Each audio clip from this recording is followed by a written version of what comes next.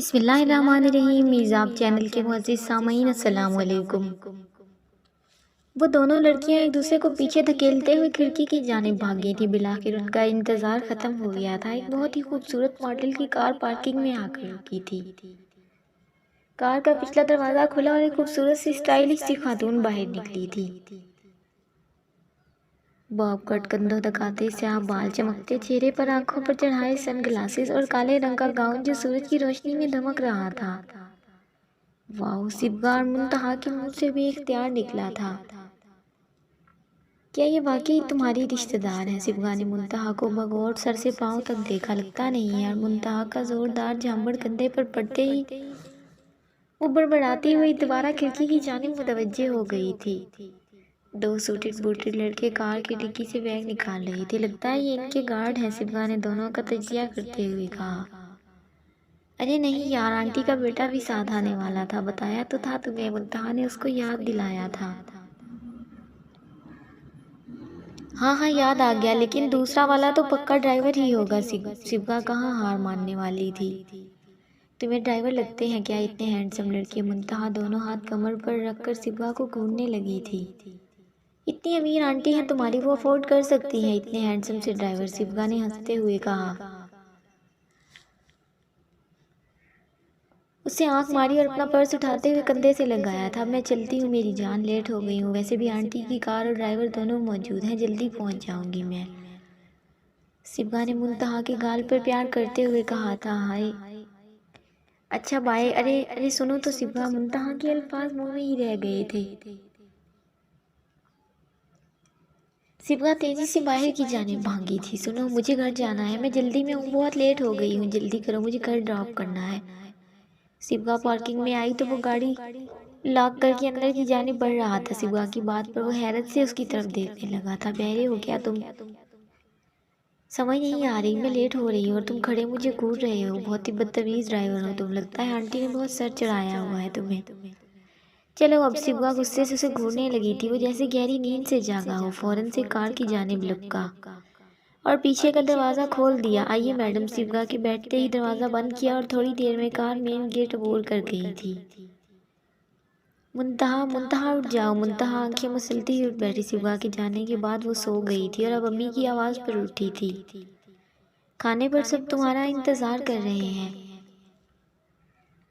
مہمانوں سے بھی نہیں ملی، تم ہر وقت سو کر پورے گھر میں نحوست پھیلائی ہوئی ہے، وہ سخت غصے سے بولی تھی۔ چلو نیچے آؤ اب۔ اچھا آتی ہوں امی، منتہا نے بیزاری سے کہا تھا۔ پھر منہ پر پانی کے چھینٹے مارتی دوپٹہ اٹھاتے ہوئے کمرے سے باہر نکلی۔ مزے کے کھانوں کی خوشبو سارے گھر میں مہک رہی تھی۔ السلام علیکم، مسکراتے ہوئے منتہا نے سب کو سلام کیا تھا۔ ماشاءاللہ کتنی بڑی ہو گئی ہو، میں نے پہلے دیکھا تو بہت چھوٹی سی تھی۔ آنٹی نے پیار سے منتہا کو گلے لگایا تھا۔ منتہا، یہ تمہاری آنٹی کے بیٹے اظہران ہے اور یہ اظہران کا دوست ہے عریش۔ منتہا کی امی نے ڈائننگ ٹیبل پر بیٹھے دونوں نوجوانوں کا تعارف کروایا تھا۔ عریش نے مسکراتے ہوئے منتہا کا حال دریافت کیا تھا۔ میں ٹھیک ہوں، بہت شکریہ، منتہا نے مسکراتے ہوئے کہا اور کرسی گھسیٹ کر بیٹھ گئی تھی۔ اس کی نظریں اب اظہران پر تھی، جس نے تعارف کروانے پر بھی نظر اٹھا کر نہیں دیکھا تھا۔ کچھ زیادہ ہی ایٹیٹیوڈ ہے اس میں، اللہ نے اچھی صورت کیا دے دی، پتہ نہیں لوگ ہواؤں میں کیوں اڑنے لگتے ہیں، منتہا نے کھانا نکالتے ہوئے بیزاری سے سوچا۔ لیکن اظہران کا اتنا بے پرواہ ہو کر سکون سے کھانا کھانا منتہا کو ہضم نہیں ہو رہا تھا۔ ایاز صاحب کراچی کے ایک پرسکون علاقے میں رہائش پذیر تھے۔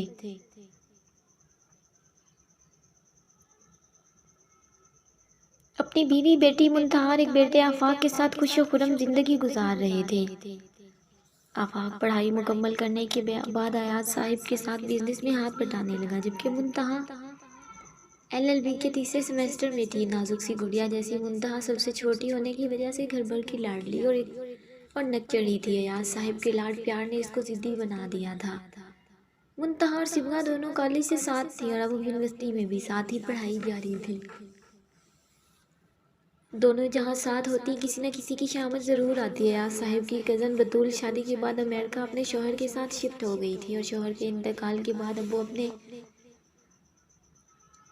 इकलौते बेटे के साथ पाकिस्तान वापस आना चाहती थी और पाकिस्तान में अयाज साहिब के अलावा कौन रिश्तेदार मौजूद न था। अयाज साहिब के इसरार पर उन्होंने उनके घर रहने की हामी भर ली। एयरपोर्ट पर जरान का दोस्त अरीश उन्हें लेने पहुंच गया था और अपने साथ जाने पर इसरार करने लगा, मगर बतूल के कहने पर वो उनके साथ ही अयाज साहिब के घर आ गया था। यूनिवर्सिटी में क्लास लेने के बाद मुंतहा और सिबगा साथ ही बाहर निकले। सिबगा वो बहुत ही बदतमीज लड़का है, अम्मी ने तारुफ करवाया, उसने देखना तक गवारा नहीं किया। मुझे ऐसे खाने पर टूटा हुआ था जैसे अमेरिका में भूखा रहा हो, उसको वहाँ खाने को कुछ ना दिया जाता हो, मुंतहा ने जले हुए दिल के साथ कहा था। ओहो, तुम्हें ये दुख हो रहा है कि उसने तुम्हें देखा नहीं, सिबगा ने मसनूई दुख से दुखी सी सूरत बनाते हुए कहा था। फॉर्मेलिटी भी कोई चीज़ होती है सिबगा, मुंतहा ने मुंह बनाते हुए कहा। उससे अच्छा तो उसका दोस्त था, मुस्कुराकर हाल तो पूछा उसने।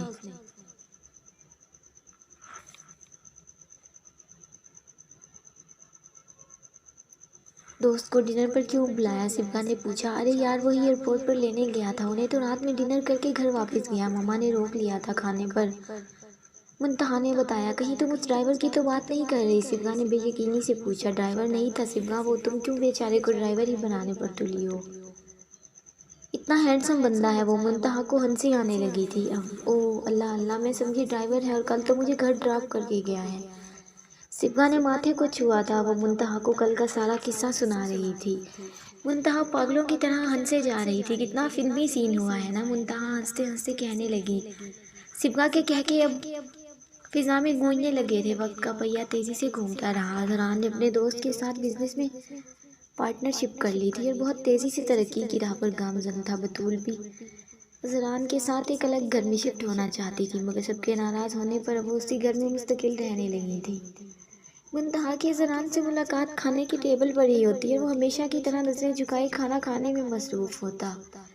आज काफ़ी दिन के बाद सिबगा इतवार के दिन घर आई थी। वो दोनों सीढ़ियाँ उतर रही थी, एक जरान सामने से आता नजर आया। अस्सलामुअलैकुम, कैसी हो मुंतहा, मुस्कुराते हुए वो पहली सीढ़ी पर ही रुक गया था। मुंतहा ने हैरत से उसे देखा और फिर सिबगा की जानिब।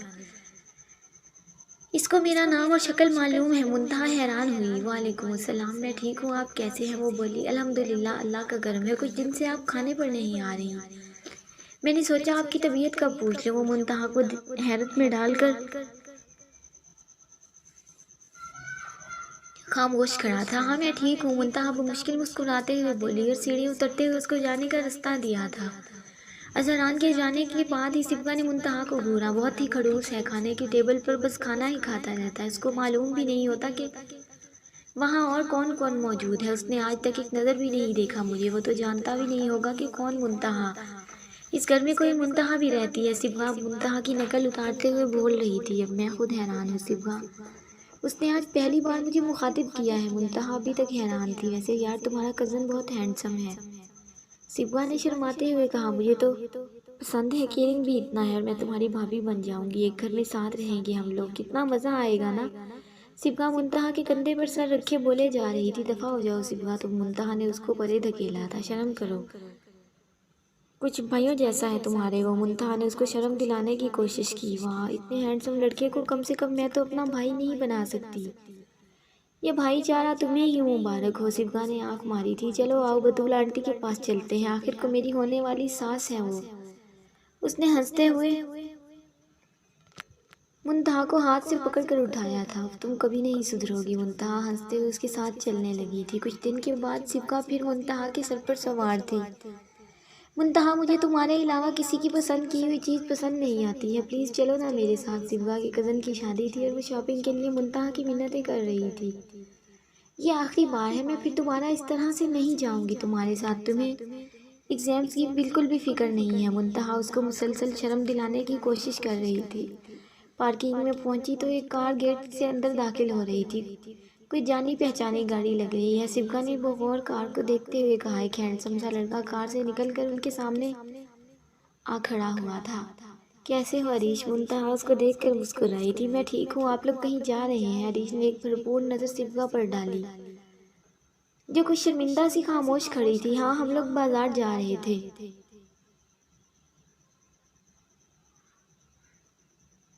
منتہا بولی، ڈرائیور اور کار کے ہوتے ہوئے آپ لوگوں کو اکیلے جانے کی کیا ضرورت ہے؟ میں حاضر ہوں کیوں مس صبغہ؟ وہ شرارتی انداز میں صبغہ کو دیکھنے لگا تھا۔ صبغہ کے متعلق وہ ساری معلومات منتہا سے لے چکا تھا۔ منتہا سے اس کی اچھی دوستی ہو گئی تھی۔ عریش کے سوال پر صبغہ گڑبڑا سی گئی۔ وہ بولی، مجھے معلوم نہیں تھا کہ آپ زہران کے دوست ہیں۔ اس دن کے لیے سوری۔ او نہیں، سوری کی ضرورت نہیں ہے۔ آپ بولیں تو میں ہمیشہ کے لیے آپ کا ڈرائیور بننے کو تیار ہوں، عریش نے شوخ لہجے میں کہا تھا۔ اور صبغہ کے سرخ ہوتے چہرے کو دیکھ کر منتہا فوراً بولی تھی، واپس آ کر پیپر کی تیاری بھی کرنی ہے، ہمیں اب چلنا چاہیے۔ منتہا کے بھرپور تعاون سے صبغہ اور عریش کی منگنی ہو گئی تھی۔ سب کچھ بہت اچانک ہوا تھا، جس پر صبغہ کو منتہا پر بہت غصہ تھا، اور عریش منتہا کے اتنی مدد کرنے پر اس کے اچھے اخلاق کا گرویدہ ہو چکا تھا۔ منتہا کے دل میں بھی محبت کی کونپل پھوٹنے لگی تھی، جس نے اس کو بے بس کر دیا تھا۔ زہران جیسے خڑوس انسان سے محبت کرنا واقعی بہت صبر آزما کام تھا۔ اس کی بیزاری اور اپنے آس پاس سے یکسر بیگانہ رہنا منتہا کو ایک آنکھ نہ بھاتا، مگر اپنے اس جذبے کو وہ دبا نہیں سکی تھی۔ غیر محسوس انداز میں اس کو اپنانے لگی تھی۔ جو چیز اس کو ناپسند تھی منتہا کو بری لگنے لگی تھی، جو چیز اس کو پسند ہوتی منتہا کو قدرتی طور پر اس چیز سے محبت ہو جاتی۔ اس کی زندگی میں ہر طرف زہران ہی تھا۔ ایاز صاحب کے دوست کے بیٹے کی شادی تھی، جو کہ دوسرے شہر میں آباد تھے۔ ایاز صاحب فیملی کے ساتھ 3 دن کے لیے وہاں چلے گئے۔ زہران اپنے بزنس کے کام کی وجہ سے رک گیا تھا، اور منتہا کی کچھ ضروری کلاسز تھی، جس کی وجہ سے وہ چاہتے ہوئے بھی نہ جا سکی۔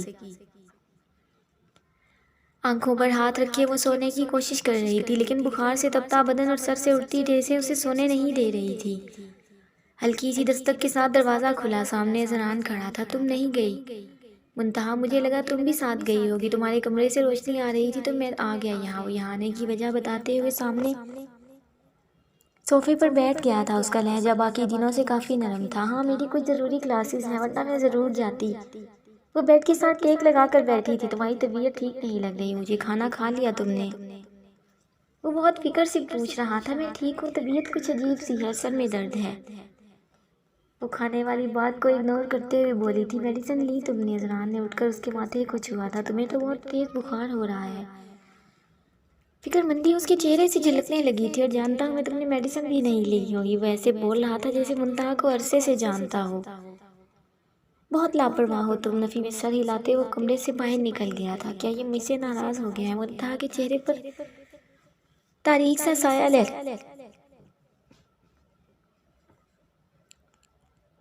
سایہ لہرایا، لیکن اس میں ناراض ہونے والی کیا بات ہے؟ سر سے اٹھتی ٹھیسیں اور سوچوں کا طوفان منتہا کی آنکھوں کے آگے اندھیرا چھانے لگا تھا۔ کھڑکی سے آتی سورج کی روشنی منتہا کی آنکھوں پر پڑنے لگی تھی۔ کشن منہ پر رکھ کر وہ دوسری سائیڈ کروٹ لینے لگی۔ سامنے صوفے پر نیم دراز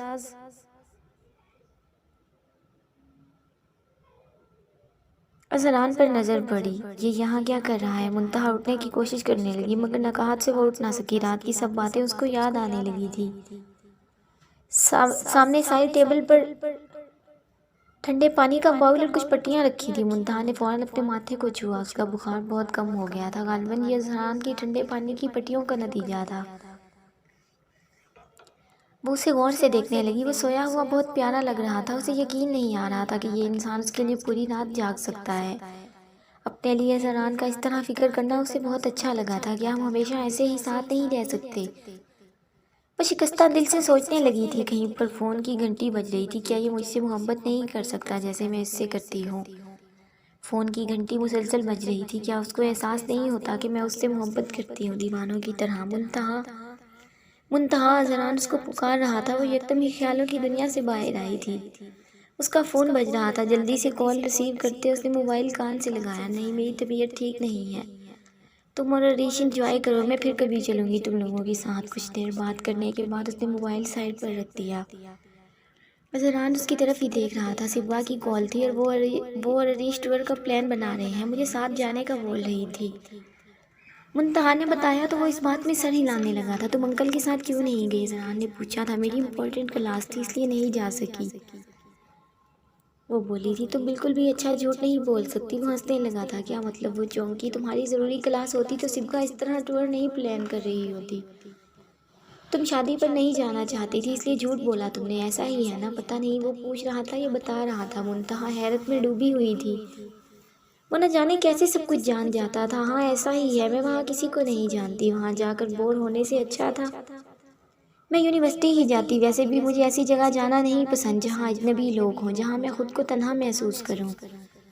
آخر منتہا کو سچ بولنا ہی پڑا تھا، ہم پہلے سب کے لیے اجنبی ہی ہوتے ہیں، پھر جان جاتے ہیں، دوستی ہوتی ہے۔ تم جاتی تو بہت سے نئے لوگ ملتے تمہیں، لیکن جانتی ہو تم منع پرست ہو، یا پھر خود پرست بھی کہہ سکتے ہیں، جسے اپنے علاوہ کوئی نہیں پسند آتا، اپنے علاوہ کسی کو اہمیت نہیں دیتی۔ ایسے لوگ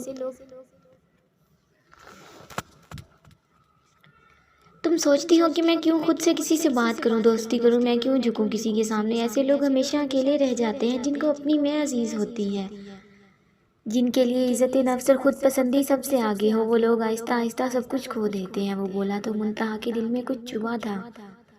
انا پرست، خود پرست، سن ہوتے دماغ کے ساتھ بہت سے الفاظ شور مچانے لگے تھے۔ اسے لوگوں سے زیادہ گھلنا ملنا پسند نہیں تھا، بہت کم لوگ تھے اس کی زندگی میں۔ اپنی عزت وہ خود کرتی بھی تھی اور کرواتی بھی تھی۔ آج تک جتنے لوگوں سے وہ ملی، کوئی اس کی معصومیت اور اخلاق کا گرویدہ ہو جاتا۔ اتنی شان و شوکت ہونے کے باوجود اس میں دکھاوا اور غرور موجود نہ تھا۔ عاجزی اور مخلص پن اس کی رگوں میں دوڑتا، اور آج ایک نیا انکشاف ہوا تھا، اور وہ سیدھا اذہان نے کیا تھا، اور وہ سید اذہان نے کیا تھا، جسے ملے ہوئے منتہا کو 3 سال ہو گئے تھے۔ وہ آج اس کو بتا رہا تھا کہ وہ کیا ہے۔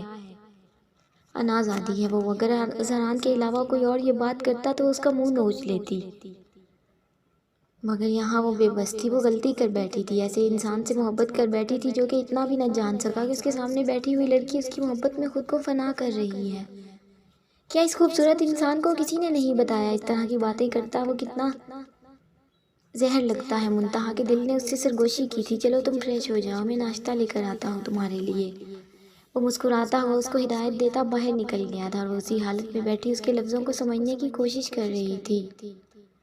اف اللہ، کیا سمجھتا ہے یہ لڑکا خود کو؟ منتہا نے غصے سے تکیہ اٹھا کر دروازے کی طرف پھینکا تھا، جہاں سے ابھی وہ باہر گیا تھا۔ تھوڑی دیر میں وہ فریش ہو کر نیچے جا رہی تھی، نکاہت کے مارے اس سے چلا بھی نہیں جا رہا تھا، ہلکا ہلکا بخار اب بھی تھا۔ ذرا نے اپرن باندھے ناشتہ تیار کر رہا تھا۔ منتہا کو ہلکی سی شرمندگی کے ساتھ حیرت بھی ہوئی۔ پراٹھا، آملیٹ اور پھر چائے کا کپ رکھتے ہوئے وہ خود بھی منتہا کے سامنے ہی بیٹھ گیا تھا۔ یہ سب آپ نے کیسے بنایا ہے؟ منتہا امپریس ہوتے ہوئے پوچھنے لگی تھی۔ اب تمہاری طرح تو نہیں ہوں میں، جسے چائے بنانا بھی نہ آتی ہو۔ وہ ہنسنے لگا تھا۔ میں بہت اچھا شیف ہوں، ہر طرح کے کھانے بنا کے کھلا سکتا ہوں تمہیں۔ امریکہ میں مما کی ہیلپ کرواتا تھا میں، ہم مل کر کام کرتے تھے وہاں۔ وہ منتہا کو پھر سے حیرت میں ڈال رہا تھا۔ ناشتہ بہت ہی مزے کا تھا، اسے ہر بار لگتا جیسے اذہان سے پہلی بار مل رہی ہو۔ وہ ہر بار اس کو حیرت میں ڈال دیتا۔ اگر تم ٹھیک ہو تو میں آفس چلا جاتا ہوں، ورنہ رک جاتا ہوں تمہارے پاس۔ وہ برتن سمیٹتے ہوئے پوچھنے لگا تھا۔ نہیں، میں کافی بہتر ہوں، آپ جائیں۔ اسے نہ جانے کا بولتے بولتے وہ رک گئی تھی۔ ٹھیک ہے، میں جلدی آ جاؤں گا گھر، تم آرام کرنا اور میڈیسن بھی لے لو اپنی جلدی سے۔ وہ بہت تیزی سے برتن دھو کر ان کو جگہ پر سیٹ کر رہا تھا۔ اس کی جگہ منتہا ہوتی تو ابھی ایک کپ بھی نہ دھلا ہوتا۔ اس کو آرام کرنے کی ہدایت دیتا آفس کے لیے تیار ہونے لگا تھا۔ وہ ابھی تک کرسی پر ہی بیٹھی تھی، نہ جانے دل اتنا اداس کیوں تھا۔ ہر طرف بیزاری اور اداسی چھائی ہوئی تھی۔ کمرے میں آ کر صبح کو کال ملائی، مگر اس نے کال اٹینڈ نہیں کی۔ منتہا کا دل اور اداس ہونے لگا تھا۔ اچانک اسے کچھ یاد آیا، اس کے چہرے کی مسکراہٹ بڑھنے لگی تھی۔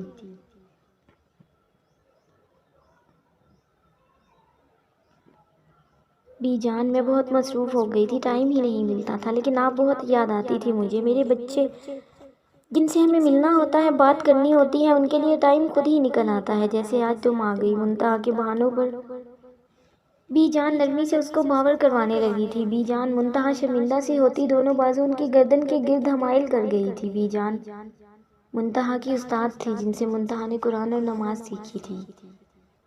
بچپن سے بی جان کا ہاتھ منتہا کے سر پر تھا۔ نورانی چہرے والی وہ بڑی عمر کی خاتون منتہا کے لیے بہت قابل احترام تھی۔ زندگی کی مصروفیت میں الجھے ہوئے منتہا ان سے بہت کم ملتی تھی، اور آج پھر ان کے سامنے بیٹھی تھی۔ میرے بچے اتنے اداس کیوں ہو؟ منتہا کو غور سے دیکھتے ہوئے بولی۔ پتہ نہیں بی جان، میں خود نہیں سمجھ پا رہی، میرا دل بہت اداس رہتا ہے، بہت بیزار۔ سب کچھ ہوتے ہوئے بھی میں خود کو نامکمل اور اکیلا محسوس کرتی ہوں۔ اس کی آنکھوں میں نمی در آئی تھی۔ سکون صرف اللہ کے ذکر میں ہے بچے، دنیا اور انسانوں کے پیچھے بھاگو گی تو سکون چھن جائے گا۔ نہیں، ایسا کچھ نہیں ہے بی جان۔ اس نے پہلو بدلا تھا، اب اس کا صبر ختم ہوتا جا رہا تھا۔